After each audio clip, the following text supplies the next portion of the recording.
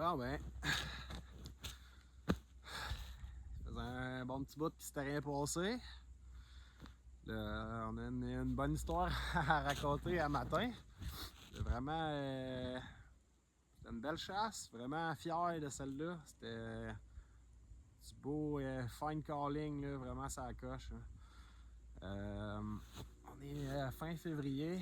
Ça, comme je dis, là, ça faisait un méchant bout qui s'était rien passé. Là. C'est pas parce que je sortais pas. Je sortais comme d'habitude. J'ai énormément de sorties dans le bar dernièrement. Mettons que depuis le mois de février, il est tombé 2 tempêtes back à back, là, des 30 cm, 40 cm, une en arrière de l'autre. Là. Ça a ralenti les affaires sur un moyen temps. Il n'y avait plus grand chose qui se promenait à nulle part. Puis, c'est pas parce qu'il n'y en a plus, ils sont là pareil, c'est juste que c'est ça. Non seulement c'est dur d'accès pour moi, eux autres ça leur tente pas tant que ça de bouger dans la poudreuse, on va se le dire là. Ils brûlent pour rien. Un matin, en fait, c'est hier. Ouais, c'est hier puis avant-hier, il a fait super doux. Un matin aussi il fait doux là. Mais il a mouillé et tout. Il a mouillé beaucoup. Ça a compacté la neige bien gros.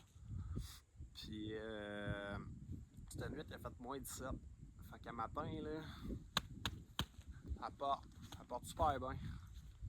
Puis en botte, à moyen, là, mettons, là, mais eux autres, là, tabarnak, ils se courent, là, ils ont du fun. Fait que, comment que ça s'est passé à matin? En gros, là, je suis dans un de mes carreaux. Pas mal où il se passe bien des affaires à chaque année. Ici, c'est tout le temps en spot and stock ou spot and call. Là. Je viens jamais m'asseoir ici pour caller dans le blind. Là. Comme je sais pas si on voit bien sur la vidéo, ici, c'est ouvert, très dégagé. Je dois voir 5 km par là, 2 km par là-bas, un bon kilomètre par là. Puis c'est entouré de rangs. Il y a 4 rangs, il y a une rue sur ce bord-là, une en arrière de moi, puis une par là, puis là. J'appelle ça les grandes plaines là, dans mon bout. Là. Un matin, j'arrive sur le rang à l'autre bord. Il va être 7h moins quart, dans ces eaux-là. Il était de bonne heure pareil. Puis c'est ça, je passe sur la rue l'autre bord. Puis je remarque une tache noire en plein milieu, pas en plein milieu du champ, sur le bord d'une ligne de fossé. Je me parque, j'analyse ça aux jumelles. Je vais avoir analysé ça aux jumelles un bon 10 minutes, là, certains, là, parqués, à checker, puis à pas vraiment avoir rien pour me dire que c'était un coyote, là, ça bouge pas, c'était une boule, elle bouge pas, il sait rien, tu sais, fait que moi je me pèterais pas 2 km tout dépendant d'où ce que je rentre, là, et pour aller voir si c'était un bout de labo qui dépasse de la neige, là, ou si c'est un coyote, là. Fait que j'en fais pas de cas, mais ça m'achale parce que d'habitude, il me semble que ces bosses-là sont pas là. Mais tu sais, comme je dis, il y a mouillé. Fait que là, il y a des bouts de labo qui ressortent à des places. Là, ça a comme changé un petit peu là, depuis 2 jours. Fait que c'est ça, j'en fais pas de cas, je pogne mon truck, je fais le grand tour, je m'en viens sur la rue qui est en arrière ici. Je rentre sur la ferme. Je monte sur le toit de mon truck, ben, dans la boîte, sur le top. Puis je m'assis là, puis je continue à checker aux jumelles. J'essaye je dérougis pas de cette tâche-là. Là. Je suis vraiment. C'est à ma chale, mettons. Fait que je check, puis je check. Puis, un moment donné, pendant que je suis dans la cour de la ferme, l'agriculteur sort ses chiens. Puis là, vu que je suis là, ben, ils se mettent à japper, tu sais, comme de fait. Ben, ça a été ce que ça a pris pour me confirmer c'était quoi. Parce qu'à cause des chiens, le coyote qui était couché là-bas sur le bord du fossé, il s'est levé la tête. Fait que là, j'ai pu confirmer que c'était bel et bien un coyote. Puis en checkant comme du monde avec les jumelles, je me suis rendu compte qu'il y en avait une deuxième avec. Moi, j'avais vu le mâle. Puis la femelle était couchée peut-être un 50 verges plus à droite, sur la même ligne de fossé, là, comme juste sur le bord de la baisseur. Là. Fait que, ok, fine. Fait que, en gros, ce que je les ai spotés, je sais pas si on voit bien sur le Kodak, c'est en arrière ici, là, par là-bas. Peut-être 1 km, point 2 par là-bas. Fait que je rentre sur la ferme ici en arrière.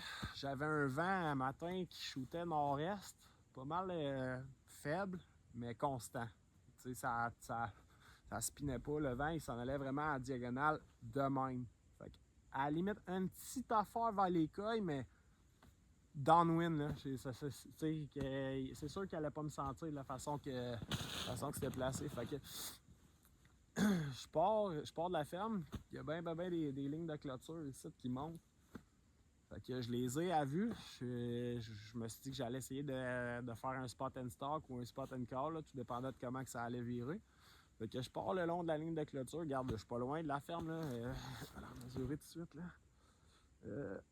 Tu vois, ça me donne 390 verges. Fait que marcher 390 verges jusqu'à la position où j'ai tiré. Moi, j'étais installé juste de l'autre bord de la clôture, là, juste là. Ça m'a pris à peu près 1 heure. La neige, je voulais rien savoir de mettre mes raquettes first parce que ça menait un train incroyable puis il ventait pas assez fort pour couvrir mon bruit, mais mon son, pardon. Fait que j'ai laissé les raquettes en arrière. J'avançais tranquillement, je portais, là, mettons, un pas sur 5 que je défonçais, là, mais ça se faisait quand même bien. Mais tu sais, ça m'a pris une éternité, non seulement parce que, comme on peut voir, il n'y a rien partout pour se cacher. Puis il était en plein milieu dans l'open.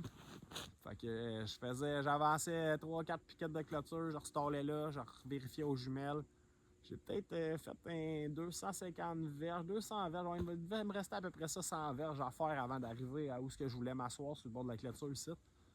Puis ils ont commencé à s'effaroucher, là. Ils ont commencé à se lever de bout. Là. Puis ils regardaient pas mal vers moi. J'ai l'impression qu'ils m'avaient comme spoté, tu sais. Là, j'ai comme ravancé encore un 3-4 piquettes de clôture. Puis comme de fait, ça a comme confirmé ce que je pensais. Il était pas sûr de ce qu'il avait vu, mais il avait vu quelque chose. Parce que là, ils sont partis comme semi en courant. Ils ont rentré dans le fossé, puis je les ai perdus de vue. Là, j'en ai pas fait de cas. Là. Je suis resté là, immobile, à me dire, je vais attendre, voir où est-ce qu'ils vont repopper. Parce que, tu sais, tout dépendant de où est-ce qu'ils voyagent ici, je peux reprendre mon camion pour aller me repositionner là, un peu partout. Fait que je reste là, sur le bord des piquettes, un petit peu en arrêt de la caméra. Ah, peut-être, c'est ça, grosso modo 100 verges de la ligne ici. Puis il se passe un bon 5, je dirais peut-être 10 minutes quasiment. Là. Je suis immobile à checker aux jumelles, à essayer de les retrouver. Puis finalement, c'est ça, au bout de 5-10 minutes, je vois qu'ils ont repopé. Ils ont repopé dans le champ, mais plus proche. Fait qu'au final, ils m'avaient pas tout à fait vu. Là. Je sais pas qu'est-ce qu'ils les a effarouchés, mais je me suis dit que c'était peut-être pas moi finalement. Fait que je les ai respotés, comme je dis, ils étaient rendus à peu près à 900 verges, plus ou moins 1 kilomètre. Là. Sauf que là, il avait l'air de trottiner puis taponner dans le champ. Il faisait du mousing un peu en s'en allant vers moi, mais pas stédé, là. Zigzag puis zigonner dans les lignes de fossé à gauche à droite. Fait que fine, j'ai profité du fait qu'ils étaient deux, qu'ils étaient toujours après se gosser puis s'achaler un et l'autre, un mâle et une femelle, tu sais. Fait que aussitôt qu'ils gossaient, qu'ils avaient la tête en bas, qu'ils grattaient, j'avançais 3-4 poteaux. Fait qu'au final, j'ai réussi à me faufiler jusqu'ici. Quand j'ai réussi à m'asseoir sur le bord des poteaux de l'autre côté, il était à 850 verges de moins. Fait que là, comment que ça s'est passé? En gros, j'ai sorti mon shockwave. Ah ouais, j'ai oublié un détail par contre. Avant d'arriver à la ligne de clôture, là, quand je les ai revus réapparaître dans le champ, ils se sont mis à hauler. Ils se sont mis à 1 minute de temps. Là, les deux, ils se jappaient puis ils haulaient. J'espère l'avoir filmé. Je sais pas si on va l'entendre, j'étais loin. Mais fait que c'est ça, c'était quand même impressionnant. Fait que pendant qu'il s'est passé tout ça, c'est ça. Je me suis avancé jusqu'ici. J'ai réussi à m'asseoir, sortir le shockwave, préparer mon trépied, monter tout mon kit. Téléphone, caméra sur le fusil. Là, je me suis dit, bon, ils ont jasé, ils ont haulé, on va voir ce que ça va donner. Je vais partir ça avec un haul ou deux, genre de femelle, juste pour lui montrer. Hey, il était pas tout seul dans le carreau, ça. Fait que, un long haul de femelle. Il regarde, il se passe pas vraiment grand chose. Je trouve que l'intérêt était pas là. J'ai refait un autre long haul de femelle. Même affaire. Après ça, j'ai fait un haul de mâle. Plus agressif un peu. Le mâle l'a barqué 2 fois là-dessus. Mais il s'en est pas tant venu. Là. Il a juste jappé et ça a fini là. Fait que j'ai arrêté de coller. Je les ai laissés gosser. Comme je dis, ils faisaient du massing. Ils niaisaient en arrière. Ah ouais, par là, reviens, par là, par là. C'était quand même stationnaire. Là. Ça restait à la même place au final. Là. Fait que quand j'ai vu que ça faisait du massing pas mal, je me suis dit qu'il devait bien avoir faim. Là. Fait que j'ai sorti le KG Cottontail. Fait jouer ça peut-être 30 secondes. Ils ont clutché là, direct là-dessus. Ils ont closé le gap. Ils sont partis de 900 verges, grosso modo, là, jusqu'à 450 en courant. Courant trottinant, mettons. Ils ont rebreaké à 400, 450. Comme je dis, ils ont arrêté. Il y a comme une petite bout de labo qui dépassait. Là. Ils ont breaké là-dessus. J'ai arrêté de coller. Ils ne voulaient pas vraiment s'en venir plus que ça. Là. Fait que changer de son. Pogné mon. Fait aller un autre petit 30 secondes de Rodden Distress. Puis, tu vois, ça les a refait avancer. Ils ont fait un autre 100, 150 verges dans ma direction. Mais c'est bizarre, pareil, tu sais, le vent il souffle comme ça. Tu sais, de la façon dont je m'étais installé, moi, dans ma tête, il allait s'en venir pour piffer le vent, tu sais, tranquillement, comme par en arrière. Mais la ligne de clôture, ils empêchaient de me dépasser, tu sais. Fait que je m'étais dit, ils vont longer la ligne, puis ils vont s'en venir sur moi. Ça fait de quoi de bizarre, là. Pareil, ils sont partis dans le vent. Ils ont monté dans le vent. Pour peut-être être un bon 150 verges plus haut que moi. Puis là, ils ont commencé à travailler dans ma direction. Fait que, en tout cas, c'est bizarre. Puis, mais c'est ça, rendu à 350, à peu près 300, là. Je peux même le rajouter ici. Ouais, pas plein ça. 330. Fait que, ils ont breaké sur le bord d'une petite... il y avait comme 3-4 boulots, là. Ils ont arrêté sur le bord d'une ligne de fossé, là. J'ai changé de son. Il y a un gars qui avait posté sa page de Coyote Québec là, qui avait fait rentrer un coil là, pas long avec un Bird Distress, Titmouse Distress. Moi tout, j'avais jamais sorti ce son-là. Puis ça m'a inspiré. Je l'avais fait jouer chez nous pour le fun de voir ce que ça donnait. C'est très aigu comme note. Fait que j'ai embarqué ce son-là. Là, par exemple, ils ont clutché, puis ils ont clutché en tabarnak. Là. Ils s'en sont envenus à courant, là, ils ont fermé le gap qui restait le 3. Tu sais, j'aurais pu les shotter à 350, là, mais le but c'était d'essayer les deux, tu sais, fait que le plus proche qu'ils sont, meilleures les chances. Les chances sont plus de mon bord dans ce temps-là. Fait que c'est ça. Pour le Titmouse, ils s'en sont envenus, là, c'était écœurant, là. Ils ont closé le gap. Puis là, tu vois, là, ils ont été chercher le vent comme je pensais. Ils sont partis de plus haut. Ils ont redescendu au complet. Ils sont venus chercher la ligne de clôture à peu près à 200 verges de moins. Puis là, ils ont commencé à travailler à la ligne de clôture dans ma direction. Puis, tu vois, à 100 verges, j'ai arrêté le mâle. En fait, il a arrêté tout seul. Je m'en allais faire un bark pour qu'il arrête. Puis, il a comme arrêté tout seul. Je pense qu'il y a un skidoo qui a passé à l'autre bout. Puis, ça y a fait lever la tête. Fait que, tu sais, le premier... Il tombe raide dans ses traces. Puis la femelle, elle part en courant par d'où ce qu'elle arrive sur la ligne de clôture. J'ai lâché un jap, elle a arrêté tout de suite. J'ai même pas eu besoin de faire aller du pop distress, rien. Elle a breaké, elle m'a redonné une shot tout de suite, je l'ai claqué. Pac. Fait que, en gros, on a tiré le premier. J'ai remesuré après, ça me donnait 115 verges sur le premier.